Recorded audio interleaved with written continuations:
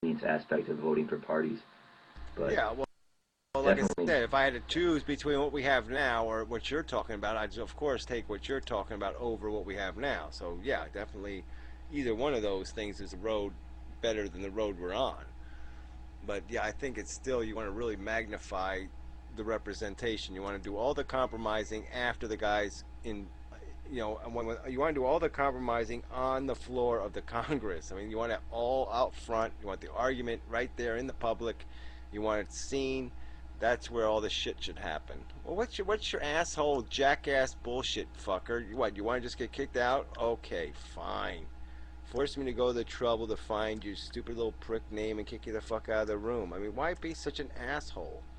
Oh, I don't know. I just feel like being an asshole. It's Saturday night. And that's what people do, is be an asshole. God damn.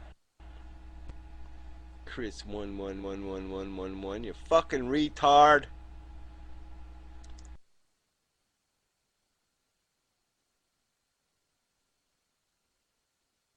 but yeah, Yeah, it really sorry, does it was seem just like PMing oh, me, just to, just PM. So anyway, it's just these assholes that think that's an accomplishment. yeah, and that's the problem, isn't it? Like, just people are retarded. Um, all these political problems can be solved easily. Like, people don't give a shit. They're just assholes. Yeah, I mean, let's not. I mean, like I said, they're not right. Well, they're easy solutions from our perspective, but let's even if they were a little bit hard, even we can see they were a little hard. The fact that they're not even willing to do anything. I mean, they're just not even willing, to even talk about it. I mean, the naysay. As soon as you just talk about it, all the nitpicking, the naysaying, the can't be done, all that shit just flies, and you're just like, what the fuck? I mean, people really don't want a solution. They just want to complain. They want something to complain about. But it's like, you know, they could say, "Oh, my airplane don't have no wings," and blah blah. And you say, "Well, here's a set of wings." Ah, but those wings are just they won't make the airplane fly. I need better. I need more than wings. The tail's broken too. The damn tail. Oh, well, here's the tail. But it's not just the tail. It's the wheels on the damn airplane. I mean, they just gotta complain and complain and complain, but they don't want a fucking solution. They just want to fucking complain. Yeah, I mean, because they have shitty lives, but they can't admit that life is shitty, so they need to make an excuse for it. Oh, it's the government. Oh, it's the conspiracy theory that I have. It's all this bullshit that they just make up, or Al Qaeda or whatever. Yeah, and they don't want to concede that anything can be fixed. They just want to basically pretend it's all unfixed. No, you can't fix it, man. No, no. You gotta just leave it broken. It's always been broken. We've always been living with it broken. It should stay broken. I mean, I wonder if a guy came up with I have a theory that I can kill microorganisms with mold. It's an amazing theory I have, and I can create this penicillin stuff, and it'll cure thousands and millions of people and save their lives. And I'm almost thinking if you had to sell the idea and actually get somebody to invest in it or the government to do it, it wouldn't get done because the naysayers would come out and say, well, no, you can't stop bacteria infections. How will human beings live without their bacterial infections?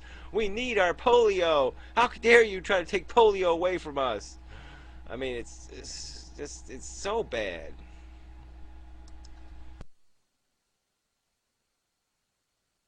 Yeah, except sometimes I do sympathize with the sort of futility, just giving up attitude, because sometimes I can't help myself. But Yeah, I can see following into it personally, but I'm never going to give it a seal of endorsement. I'm always going to, yeah, fight the system, man. I'm always going to encourage people to try to do something. I mean, this idea of just give up, it's just that just sucks.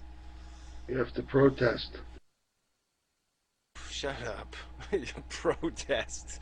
I'm protesting. I'm gonna put my head out my window and go, I'm mad as hell and I ain't gonna take it no more. That'll fix it for sure.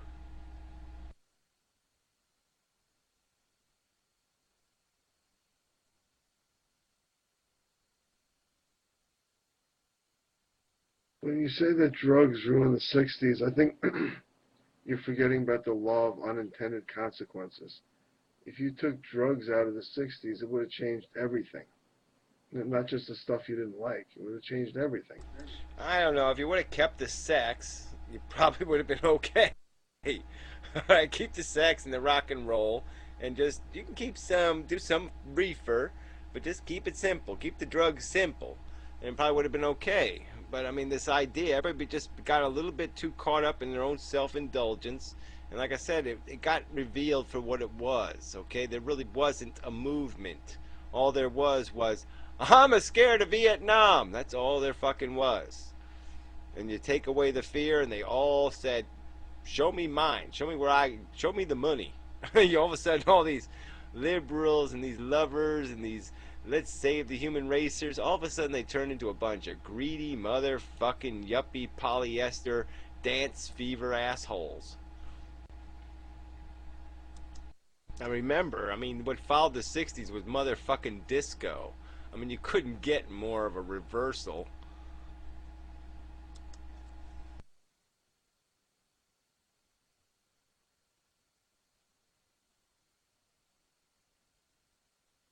That's how humanity copes with itself. Like, that's how it puts itself to bed at night. Is like, there's all this shit, and we have to pretend that we're against it, but we're just gonna go smoke LSD or something, on our free time in order to stay sane. Because you have to keep having babies, and your babies have to have LSD, or else they're gonna have crappy lives.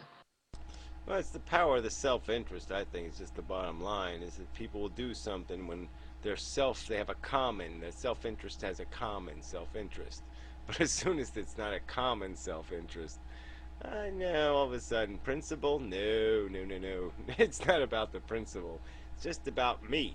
So as long as I am not getting drafted, I like drafts. Drafts are a good idea, as long as it's the other guy over there getting drafted. As long as we're fucking the Chinese, oh yeah, fucking people's good. Child labor's fine, as long as we're doing it to the people in India. Actually, dude, I support drafts. Like, even if we only have like a military that's 10,000 people, I think they just randomly select the soldiers and then send them over there. Because then what you have is you don't have a bunch of redneck assholes with guns wanting to kill brown people. You have a bunch of like angry, pissed off, people who are actually opposed to war over there, and they're actually going to be responsible. And then that'll Yeah, well, probably I think promote. I believe the same thing, but I believe that, yeah, obviously there should be a lot of exemptions, you know. But yeah, I mean, I've made the same argument before that it's really bad to have a mercenary army. You don't give people a profit incentive, to go kill people. That's really dumb.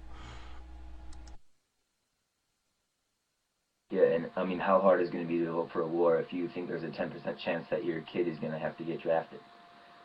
It's easy to vote for a war if there's some volunteer redneck that's happy to go pull the triggers. You're giving him what he wants, but it's hard to vote for a war if your kid might be drafted for it. There is a lot of, though, if you go out to that middle America thing, those red states, there's a lot of crazy motherfuckers out there. I mean, these ladies are like, I can't wait to send my son over there to Iraqi to go shoot some of them towheadies. I mean, they all think, their kid's going to come back in one piece, a war hero. I mean, they really don't get it. He's going to come back a little charburger, and you're going to have to feed him applesauce for the next 40 years.